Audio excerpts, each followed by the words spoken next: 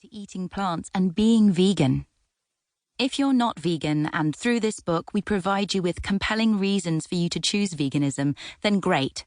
If you're not yet ready to go vegan, we believe this book is still a valuable resource for everyone to make new, thoughtful connections with ethical principles in their lives.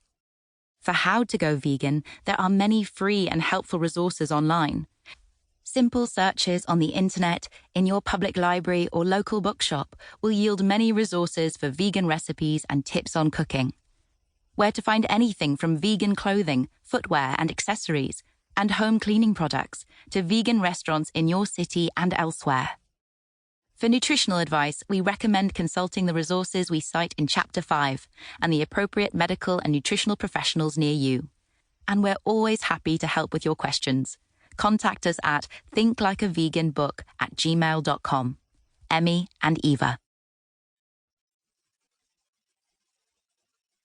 Chapter 1. Basics. What it means to be vegan and the basic ethical concepts at its heart.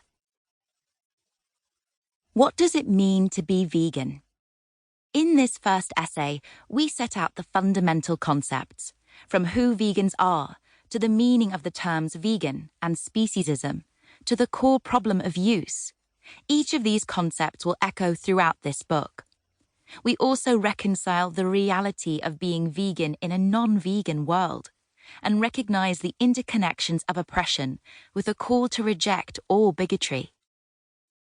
Vegans are just like you, we promise. Despite the stereotypes, you won't necessarily recognize a vegan. Vegans come in all ages, shapes, colors, sizes, religions, sexual orientations, gender identities, socioeconomic backgrounds or classes, levels of education, senses of fashion, physical abilities, geographical locations, politics, and any other differences in our human family. Very few people are vegan from birth. Most vegans have only been vegan for part of their lives. Some initially balked at the idea of veganism or rejected the concept multiple times.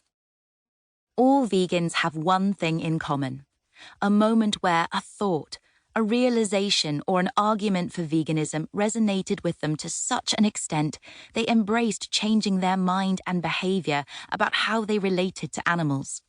That moment when something confronts us and challenges our usual way of thinking or doing things, that's the crack in our understanding. That's the moment we let the light in to make changes happen. Rejecting speciesism. Speciesism is the notion that humans are superior to animals. The notion is the current norm accepted by the overwhelming majority of people. Speciesism manifests itself in our viewing animals as objects and using them in a variety of ways, primarily for food. Therefore, to the extent possible and practicable, vegans avoid using animals for food, clothing, entertainment, or any other purpose. This means vegans don't consume animal flesh, fish, insects, mollusks, eggs, dairy, cheese, and honey. Don't ride horses, visit zoos or aquariums, and don't wear leather, fur, wool, or silk. Vegans reject speciesism and accept animals into the same moral sphere as humans with respect to fundamental rights, such as the right to live and the right to be free from ownership as another's property. The basis for this is the basic rule of fairness. Accord the same moral treatment to everyone, unless there's a morally relevant reason to justify treating someone differently. For example, not allowing human children or non-human animals the vote. How are non-human animals and human animals the same, and why should we share the same moral sphere? We all belong to the animal kingdom, with humans evolving later than many non-human animal species. Simply put, all animals, including humans, aren't objects. We understand this when we look at our companion animals, and it's not a new concept.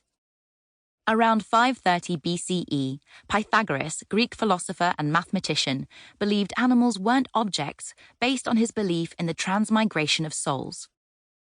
Around 1190 CE, Maimonides, one of the most influential Jewish philosophers and scholars, wrote, "It should not be believed that all